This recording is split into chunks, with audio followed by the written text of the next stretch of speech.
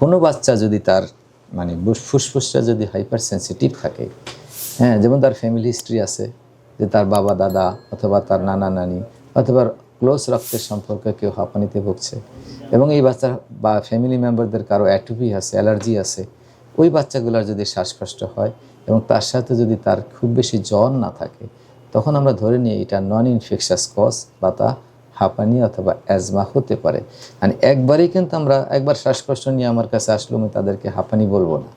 আমাকে যদি রিপিটেডলি এসে আসে, বারবার সে যে কোনো শ্বাসকষ্টে ভোগে, তাইলে সেটাকে আমরা হয়তো বা চিহ্নিত করি হাঁপানি এবং সেখানে তার কিছুটা হুইজ থাকে, যেটা মানে শব্দ শোনা যায় শ্বাসের সাথে। ইন্সপিরেশনের সময় একটা শব্দ শোনা যায়, এক্সপিরেশনের সময় একটা শব্দ শোনা যায়, যেটাকে বলি আমরা হুইজ।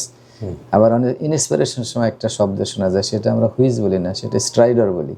স্ট্রাইডর এবং হুইজকে আলাদা করতে হবে, হ্যাঁ। এবং স্টেথোস্কোপ দিয়ে যখন আমরা দেখি সেখানে আমরা রংকাই পাই, এক্সপিরেটরি রংকাই পাই। এই সমস্ত কারণে মতন হাঁপানি আমাদের ধরে নিই যে এটা হাঁপানি হতে পারে এবং হাঁপানি হইলে তখন এই শ্বাসকষ্টটা খুব বেশি হয়, তীব্র হয়। যে কোনো ব্যাকটেরিয়া ভাইরাসের পিছনে কিন্তু ডাস্টের একটা বিরাট রোল আছে। যেমন ধরেন আপনি টিউবারকুলোসিসের ব্যাকটেরিয়া যদি আমরা দেখি, এটা সবচেয়ে হার্ডেস্ট ব্যাকটেরিয়া। এই ব্যাকটেরিয়াটা কিন্তু একটা সানলাইটে ওপেন অবস্থায় আধা ঘন্টার বেশি বাঁচতে পারে না। সানলাইটের যে আলট্রাভায়োলেট রে আছে, সেই রেটা কিন্তু এদেরকে মেরে ফেলে, কিন্তু এরা তখন এই ডাস্টটাকে ছাতা হিসাবে ব্যবহার করে।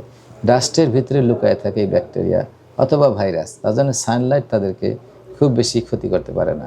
তাই ডাস্ট যখন আমার নিঃশ্বাসের সাথে বাসা অথবা বড়দেরও বুকের ভেতরে ঢোকে, তখন ওই ব্যাকটেরিয়াটা ওখান থেকে খোলস থেকে বেরিয়ে আসে, ইনফেকশন করে।